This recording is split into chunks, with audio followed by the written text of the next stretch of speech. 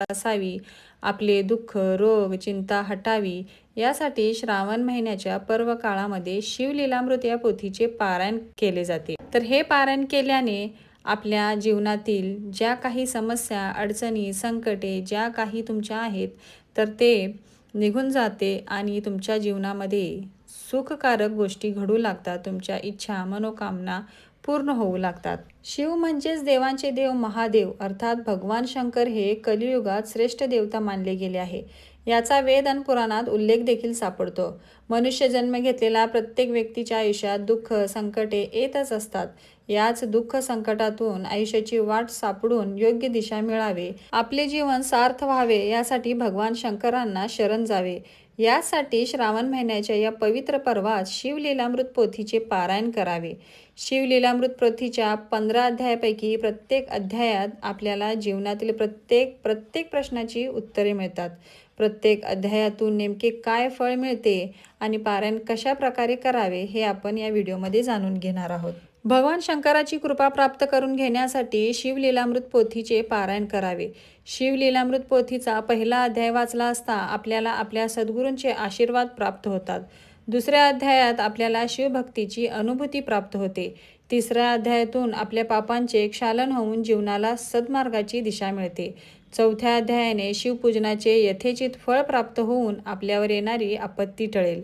5व्या अध्यायातून आपल्यावर येणारे संकटे हरतील व आपले गतवैभव आपणास पुन्हा प्राप्त होईल.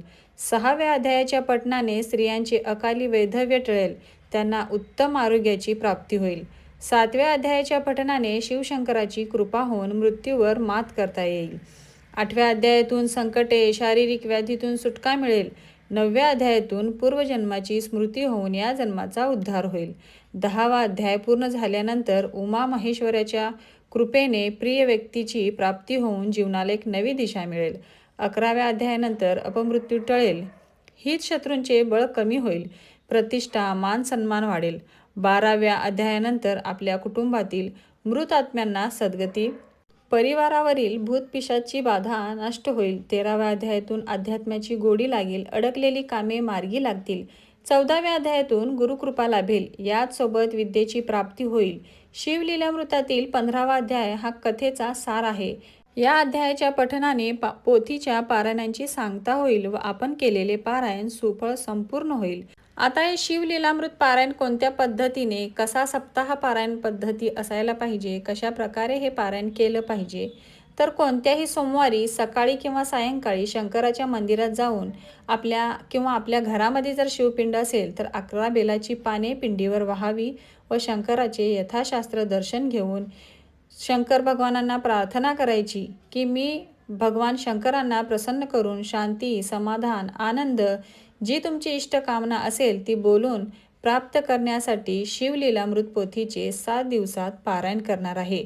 तरी हे कार्य भगवान श्री शंकरांनी कृपा करून पूर्ण करून घ्यावे अशी प्रार्थना करावी व तेथे किंवा स्वतःच्या घरी येऊन रात्रीच्या जेवणापूर्वी शिवलीलामृत पोथी वाचावी. संकल्प सर्वात आधी आपल्याला घ्यायचा असतो. कोणतेही पारायण, कोणतीही उपासना करण्या अगोदर सर्वात प्रथम संकल्प घ्यायचा आहे. तर ह्या शिवलीलामृताचे जर तुम्हाला पारायण करायचे असेल तर तुम्ही एखाद्या शिवमंदिरात जाऊन भगवान शंकरांच्या समोर उभे राहून तिथे देखील तुम्ही हा संकल्प घेऊ शकता किंवा घरच्या घरी तुम्ही देवघरामध्ये शंकर भगवानांची पिंड असेल तर तिथे देखील तुम्ही बसून अशा प्रकारे संकल्प घेऊ शकता. तर हे पारायण कसे वाचायचे, पहिल्या दिवशी किती अध्याय वाचायचे, तर सोमवारी जर तुम्ही बसणार आहात पारायणासाठी, कोणत्याही वेळी तुम्ही बसला तरी चालेल, पण जर तुम्ही सोमवारी जर पारायणाला बसला तर अतिउत्तमच आहे. तर सोमवारी जर तुम्ही बसला तर पहिला अध्याय आणि दुसरा अध्याय सोमवारी वाचायचा आहे.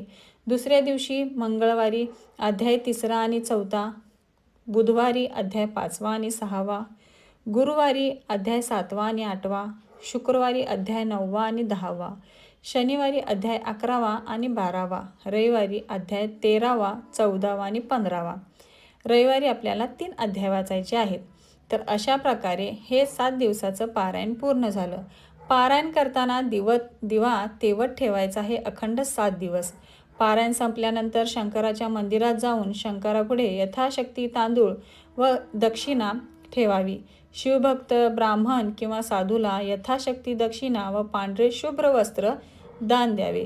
गरजू व्यक्तींनाही यथायोग्य मदत करावी. पोथी वाचताना पोथी मोठ्याने वाचली तरी चालेल, इतरांनीही ऐकावी. ग्रंथ वाचन पूर्ण झाल्यावर 108 वेळा ओम नमः शिवाय या मंत्राचा जप करावा. शक्य असल्यास रोज या मंत्राचा जप आपण करायचा आहे. 3 माळी, 5 माळी, 9, 11 तुम्हाला जशी जमेल तसं ओम नमः शिवाय या मंत्राचा जप तुम्ही करायचा आहे. शिवलीलामृत पारायण म्हणजे भगवान शंकराच्या भक्तांसाठी एक महत्त्वाचे धार्मिक कृत्य आहे.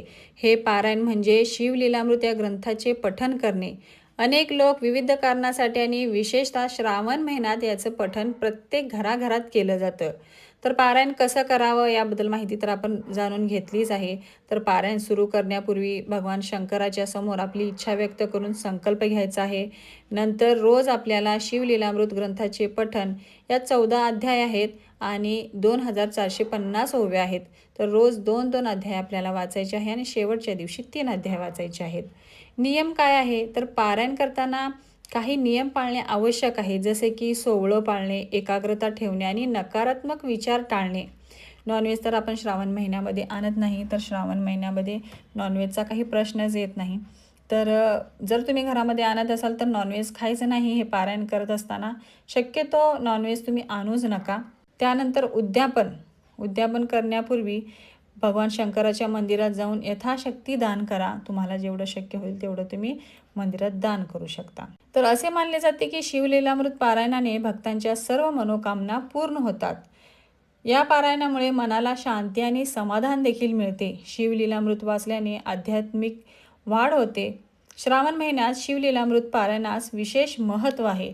त्यामुळे श्रावण महिन्यामध्ये आवर्जून शिवलीलामृताचे पारायण सर्वांनी करावे. आता श्रावण महिना सुरू झाला आहे, तर आध्यात्मिक दृष्टीने श्रावण महिना खूप महत्त्वाचा आहे.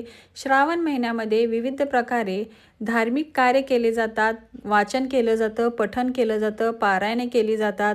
जास्तीत जास्त पुण्यकर्म या महिन्यामध्ये केले जातात आणि या महिन्यामध्ये जास्तीत जास्त आपल्या इष्टदेवतेची, भगवान शंकराची पूजा केली जाते. तर तुम्हालाही भगवान शंकराची सेवा करायची आहे आणि शिवलीलामृत या पारायणाचे अद्भुत चमत्कार अनुभव तुम्हालाही अनुभवायचे असतील तर शिवलीलामृत पारायण नक्की श्रावण महिन्यामध्ये सगळ्यांनी करा. 1 आठवडा तुमचा 7 दिवसाचा पारायणाचा झाला की परत तुम्ही दुसऱ्या दिवशी आणि 7 दिवसाच्या पारायणासाठी बसू शकता. म्हणजे पूर्ण 1 महिना तुम्ही श्रावण महिन्यात शिवलीलामृत या ग्रंथाचं पारायण तुम्ही अशा पद्धतीने करू शकता. तर तुम्हालाही शिवलीलामृत ग्रंथाचं पारायण करायचं असेल तर नक्की या श्रावण महिन्यामध्ये सगळ्यांनी शिवलीलामृत ग्रंथाचं पारायण करा आणि त्याचे अनुभव कसे येतात आणि कशा प्रकारे आपल्याला भगवान संकटातून तारून नेतात, आपल्या सर्व इच्छा मनोकामना या शिवलीलामृतच्या पारायणाने पूर्ण होतात, हे अनुभव तुम्ही नक्की सर्वांसोबत ते शेअर करा आणि स्वतःसुद्धा अनुभवाल. तर आजचा व्हिडिओ तुम्हाला कसा वाटला नक्की कमेंट करा. व्हिडिओ आवडला असेल तर चॅनलला लाईक, शेअर आणि सबस्क्राईब करा. तोपर्यंत सर्वांना श्री स्वामी समर्थ.